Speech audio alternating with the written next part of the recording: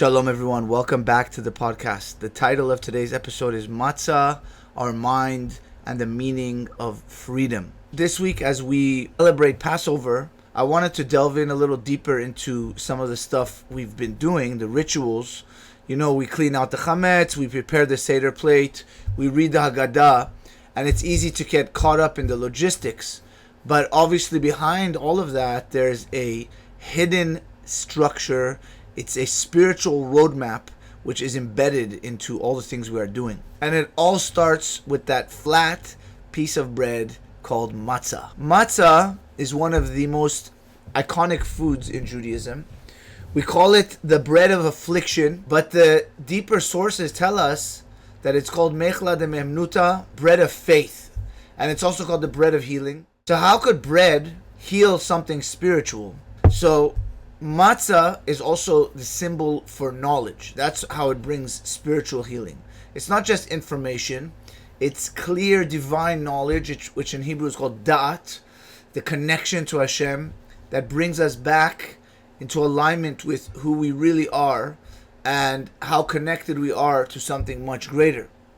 So now we go back to Egypt, where the slavery wasn't just physical, it was a mental, emotional, and spiritual slavery. And the impurity of the Egyptians really clouded the clarity of our nation. It disconnected us from our essence, from our purpose, and from our connection to Hashem. So the redemption wasn't just a physical redemption, it was a spiritual redemption, a rewiring of our consciousness. And matzah had a big role in that. So we know on the Seder plate we place 3 matzot. And there's great symbolism there because they represent many things.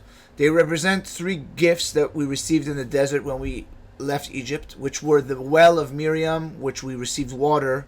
It was a source of flowing, living nourishment. The clouds of glory that protected us and surrounded us.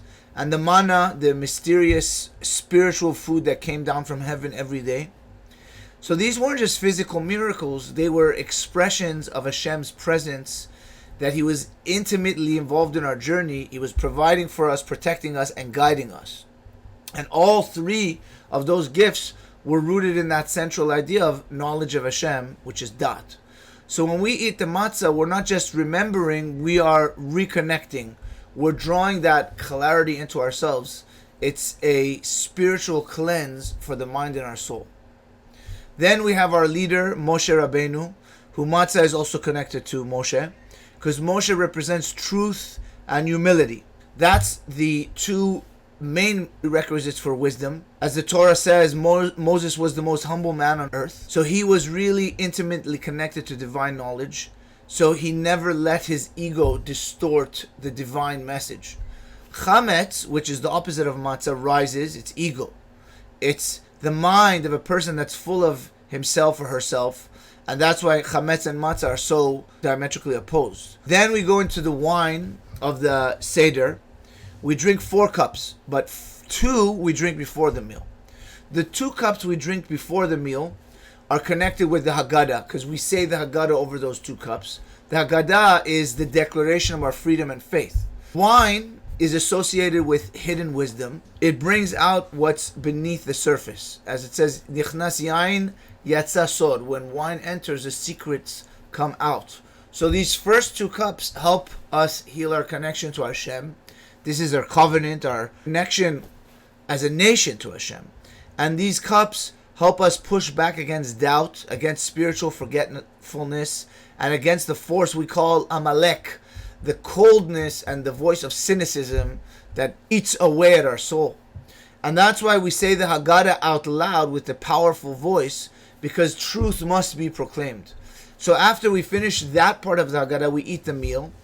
And the meal represents the double portion of manna that fell before Shabbat in the desert, which is a reward for all the internal work we've done, for our clearing of our mind and coming back into alignment.